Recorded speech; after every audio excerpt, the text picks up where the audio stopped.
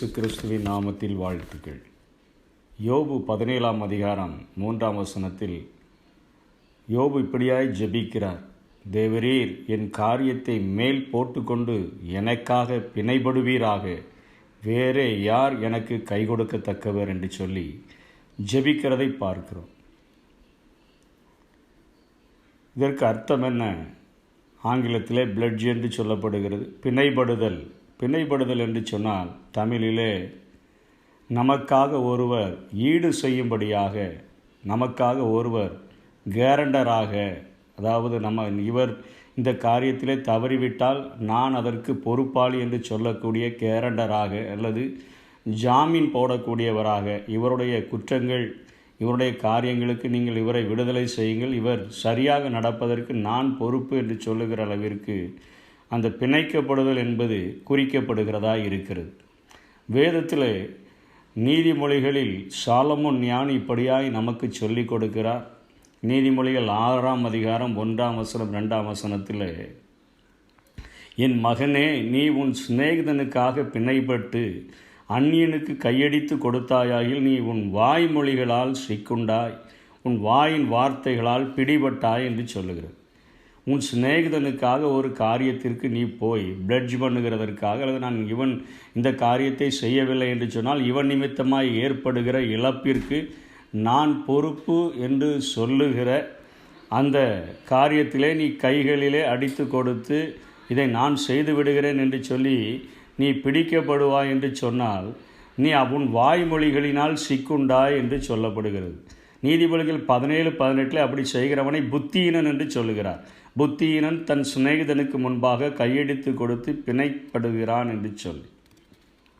நீதிமொழிகள் 22:26 சொல்லுகிறது, கையடித்து உடன்பட்டு கடனுக்காக பிணைப்படுகிறவர்களின் ஒருவனாய் இருக்காதே என்று சொல்லுகிறது. வேதம் இத்தனையாய் சாலமோன் ஞானியின் மூலமாக நமக்கு கொடுக்கிற அறிவுரை என்னவென்று சொன்னால், உன் சிநேகிதனுக்காக எந்த ஒரு காரியத்திலும் நீ ஆஜராகாதே, அவனுக்கென்று சொல்லி நான் இதை இவனுக்கு பதிலாக நான் சரிகட்டி விடுகிறேன் என்று சொல்லி நீ செல்வாயாகில் நீ உன் வாய்மொழியினால் சிக்குண்டு போவாய், அல்லது நீ புத்தியீனன் என்று அழைக்கப்படுவாய், அல்லது நீ கடனுக்காக பிணைபடுகிறவர்களில் ஒருவனாய் மாற்றப்பட்டு அந்த கடனை நீ தீர்ப்பதற்குரிய ஒரு காரியம் உன் வாழ்விலே அந்த ஒரு இழப்பு நடந்துவிடும் என்பதை வேதம் நமக்கு எச்சரிக்கிறது. ஆனால் இங்கே யோபு ஆண்டவரை பார்த்து செய்கிற ஜெபம், தேவரீர் என்னுடைய வாழ்வின் இத்தனை பாடுகளின் மத்தியில், இத்தனை பிரச்சனைகளின் மத்தியில் இவைகள் எல்லாவற்றையும் உண்மையில் போட்டுக்கொண்டு எனக்காக நீங்கள் பிணைபடுங்க,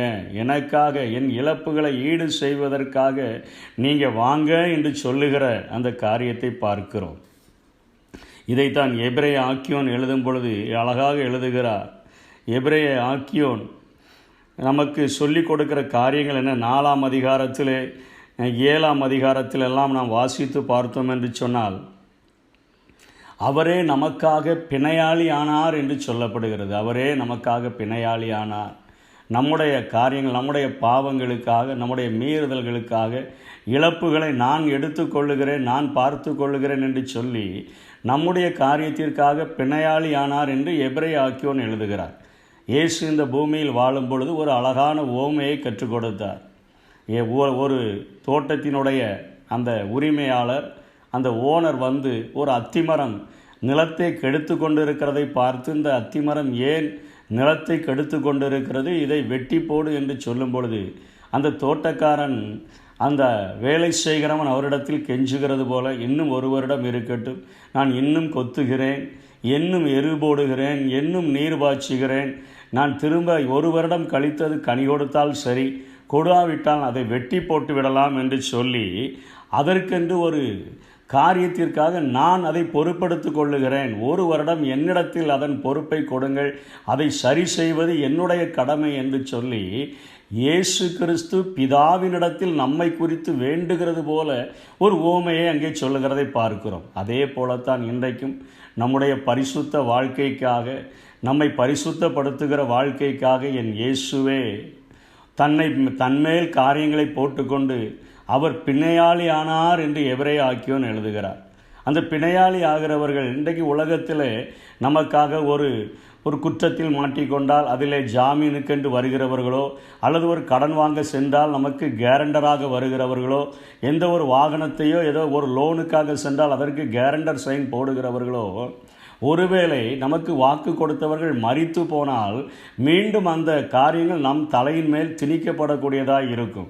நம் கெட்டவில்லை என்று சொன்னால் அவர்கள்தான் அந்த பணத்தை கெட்டியாக வேண்டும். ஆனால் இங்கே என் இயேசுவை குறித்து எபிரேய ஆக்கியோன் எழுதும்போது சொல்லுகிறார்.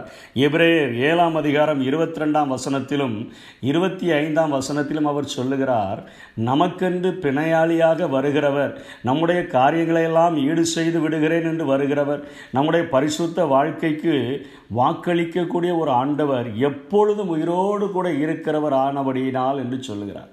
நமக்காக இயேசு கிறிஸ்து பிணையாளியாக நமக்கென்று வந்தபடியினாலே, அவர் மரித்தும் இன்றைக்கும் உயிரோடு கூட இருக்கிறபடியினாலே எபிரேயர் சொல்லுகிறார், அவர் எப்பொழுதும் உயிரோடு கூட இருக்கிறவர் ஆனபடியினால் என்று சொல்லுகிறவர் மாத்திரமல்ல, அவர் முற்றுமுடிய ரட்சிக்க வல்லமையுடையவராய் இருக்கிறார்.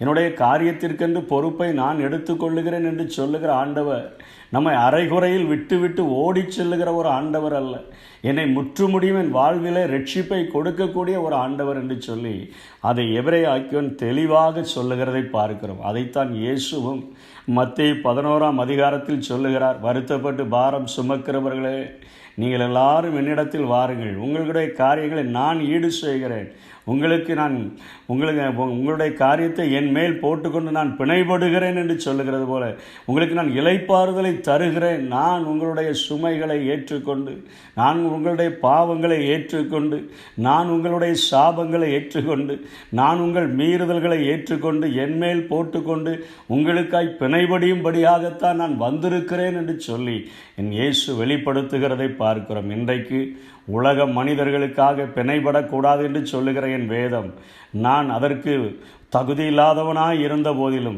என்னுடைய பரிசுத்த வாழ்விலே நான் ஆண்டவருக்கு கொடுக்கிற வாக்கிலே எத்தனையோ முறை நான் தவறி போனாலும் கூட என்னை முற்று முடியும் ரட்சிக்க வல்லமையுடையவராய் என் வாழ்நாளெல்லாம் உலகத்தின் முடிவு பரியந்தமும் சகல நாட்களிலும் நான் உங்களோடு கூட இருப்பேன் என்று சொன்னவர் எனக்காக பிணையாளியாய் மாற்றப்பட்டபடியினால அந்த அன்பை உணர்ந்தவனாக இந்த உலகத்திலே வாழத்தக்கதான ஒரு கிருபையை ஆண்டவர் உங்களுக்கும் எனக்கும் தந்தருள்வாராக.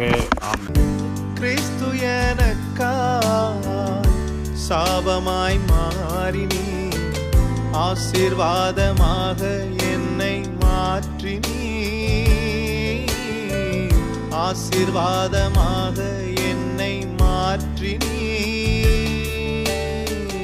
ஆசீர்வாதமானேனே எனக்காய் சாபமானதனால், ஆசீர்வாதமானேனே நீர் எனக்காய் சாபமானதனால், சிலுவை மரணத்தில் என் சாபங்கள் நீங்கியதே, சிலுவை மரணத்தில் என் சாபங்கள் நீங்கியதே. ஆட்டுக்குட்டியானவரே, ஆட்டுக்குட்டியானவரே, ஆட்டுக்குட்டியானவரே எனக்காக பலியானீ.